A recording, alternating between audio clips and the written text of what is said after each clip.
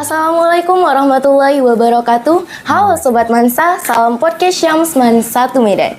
Marhaban ya Ramadan.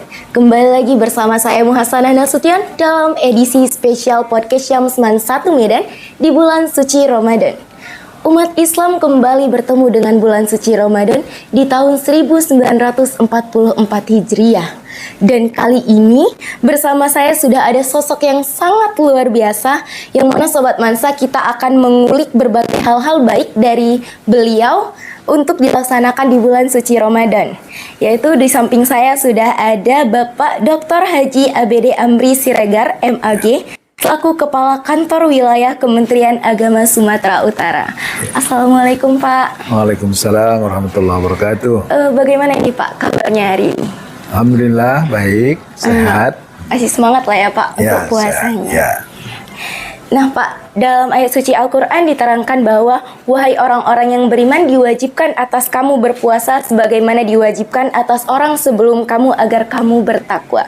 Ya. Berkaitan dengan makna dari ayat tersebut, menurut Bapak sendiri apa sih makna bulan suci Ramadan? Ya, pertama selamat berpuasa kepada segenap siswa MAN 1 Medan, juga kepada Pak Pimpinan dan para Bapak Ibu Guru. Mari kita melaksanakan ibadah puasa, tapi tetap dengan bekerja yang semangat agar tugas-tugas kita tidak terganggu dengan melaksanakan ibadah puasa. Baik, terkait dengan yang disampaikan tadi, siapa namanya? Muhasanah Pak. Muhasanah, Mbak Sanah. Dipanggil Muha Pak. Muha. Yang sampaikan Mbak Muha tadi, sebetulnya ibadah puasa ini hadiah bagi kita ini. Hadiah, jangan dianggap beban. Justru ini adalah fasilitas yang disiapkan oleh Allah untuk membentuk kepribadian kita sebagai mukmin. Yang puncak dari kepribadian mukmin itu adalah orang yang bertakwa, yang sadar akan keberadaan dirinya sebagai hamba Allah, dan karena itu dia melaksanakan kewajibannya dengan penuh kesadaran sebagai semestinya, bukan sebagai beban. Ya. Masya Allah, berarti ya kita walaupun banyaknya kesibukan, tapi jadikanlah Ramadan ini sebagai fasilitas kita untuk meraih banyak sekali berkah dari Allah ya. Nah Pak, Bapak ini kan sebagai Kepala Kantor Wilayah Kementerian Agama Sumatera Utara, tentu banyak sekali amanah-amanah dan kegiatan-kegiatan yang harus Bapak jalankan. Nah, di tengah kesibukan tersebut, tapi kan saat ini sedang bulan suci Ramadan, kita juga harus kayak Bapak bilang tadi, kita harus menjadikan ini fasilitas untuk lebih dekat kepada Allah dan mendapatkan banyak berkah. Bagaimana Bapak menjalankannya Pak? Seperti saya katakan tadi, ini bukan sesuatu beban, ya. Sebab kita baca sejarah, Nabi saja itu bahkan di bulan Ramadan itu perang. Perang Badar itu terjadi di Ramadan. Itu sebabnya, maka coba lihat takbir Idul Fitri itu, ya. Takbir Idul Fitri itu wa nasara abdah wa hazamal ahzaba wahdah. Itu dalam sejarah, begitu Nabi selesai perang Badar, pulang ke Madinah, itu Idul Fitri. Nah, artinya tidak ada hambatan untuk beraktivitas oleh karena puasa. Hanya saja dari segi pemerintah memberi kemudahan jam masuk sekolah, memberi kekurangan sedikit pengurangan jam kerja. Itu bukan berarti hanya bagian dari perhatian pemerintah kepada umat yang melaksanakan ibadahnya. Sehingga dari segi negara, dikurangi jam kerjanya khusus di Ramadan. Tapi itu tidak bermakna dan tidak mesti dipahami bahwa puasa menjadi penghambat aktivitas. Atas dasar itulah saya juga di Ramadan tetap saja melaksanakan kerjaan seperti hari-hari normal, hari biasa. Kalau kan bulan Ramadan ini banyak kayak ada taraweh, ada buka bersama terkhusus juga dengan keluarga. Di bagian misalnya nih buka puasa Bapak, itu adakah terhalang dengan pekerjaan, mungkin kalau ada pekerjaan Bapak sampai malam gitu? Tentu kita sudah men-setting itu sedemikian rupa. Jadi kerjaan meskipun tetap ada, tetapi sebelum buka itu sudah selesaikan dan nanti kita pulang bisa buka bersama di rumah. Nah Pak, di bulan-bulan sebelumnya kan juga banyak ya amal yang bisa kita laksanakan juga, tapi kan di bulan Ramadan ini terkhusus kita benar-benar dilimpahkan banyak sekali manfaat nih Pak. Menurut Bapak, dari Bapak sendiri nih, dalam kehidupan Bapak selama ini, perbedaan yang sangat penting dalam diri Bapak ketika bulan lainnya dengan bulan Ramadan Pak? Kalau saya boleh jujur ya, itu begitu masuk Ramadan itu ada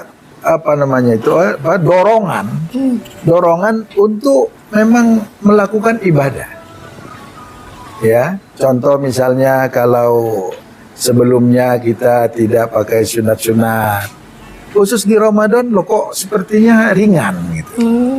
Dan menurut pengalaman beberapa teman, ini 1 bulan ini luar biasa loh. Kalau ada misalnya siswa nih, selama ini misalnya sholat wajib saja, coba aja di Ramadan ini, itu diiringan dengan 1 bulan, nanti dia setelah tidak Ramadan lagi dia akan merasa kehilangan.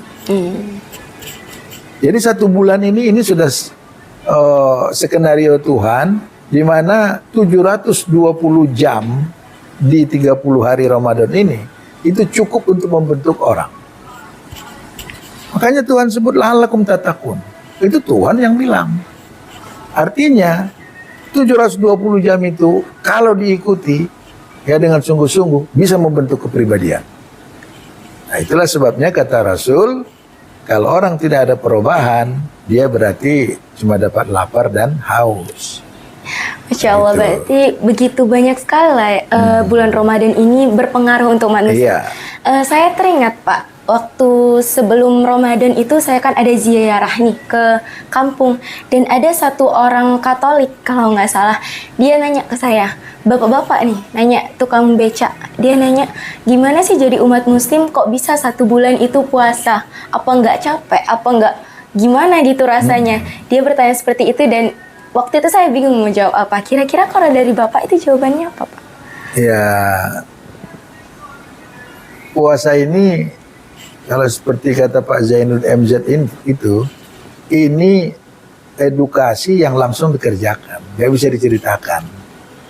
Jadi orang gimana sih puasa itu? Puasa dulu, nanti baru cerita. Nah, makanya dari agama-agama lain juga semua mengenal puasa. Bahkan puasa umat Islam ini termasuk puasa yang sedang. Hanya 14 jam kurang lebih untuk kita di wilayah tropis seperti Indonesia. Nah, kalau di daerah yang mengalami perubahan musim, memang dia ada yang kadang-kadang pendek, ada yang sangat panjang. Seperti di Moskow itu bisa aja orang puasa sampai 22 jam. Hanya 2 jam bukanya. Karena siang terus. Nah, gitu. Nah, kalau di Indonesia ini tidak. Nah, karena itu kembali kepada tadi, orang mau nanya gimana puasa, puasa dulu. Betul. Nggak akan bisa diceritakan. Gitu. Makasih Pak atas jawabannya tadi. Ya. Nah, flashback nih Pak, balik ke masa Bapak dulu, mungkin zaman dulu, itu mungkin dari Bapak kecil itu gimana sih Bapak menjalankan puasa, dan mungkin orang tua Bapak ini mengajarkan seperti apa sih agar Bapak bisa puasa dengan baik gitu Pak? Mungkin bisa juga jadi tips bagi anak-anak di luar sana. Saya orang kampung saya. Ya puasa di kampung saya itu dulu, makan sahurnya aja jam 12. Karena lampu belum ada. Jadi waktu tarawih itu dipasang lampu petromak. Kalau bisa lampu ini jangan dulu mati, kita sudah makan. Nah, karena itu maka jam 12 sudah makan. Kau bayangkan dari segi itu saja kita sudah lebih lama puasa dari yang sekarang. Nah, memang benar-benar berat. Ya tapi belajar kan waktu itu. Ya kalau sore-sore pastilah lemas. Kalau di kampung ya kita mandi. Ya senang-senang naik sepeda. Artinya peranan orang tua di sini besar juga. Untuk mungkin mengiming-imingi hadiah. Ya dan sebagainya. Kalau mau buka mungkin kasih hiburan apa, pergi jalan. Tapi kalau di kampung dulu nggak ada itu. Kitanya yang pergi. Ya. Nah, jadi kepada anak-anakku sekalian, murid man, siswa man, ya janganlah ada lagi yang diceritakan ada yang tidak puasa, anak man, waduh. Malulah kita, ya. Malu. Itu orang sekarang, anak-anak itu ada yang belum sekolah sudah puasa sekarang. Saya kemarin ada yang ketemu, yang datang ke rumah itu belum sekolah, sudah puasa.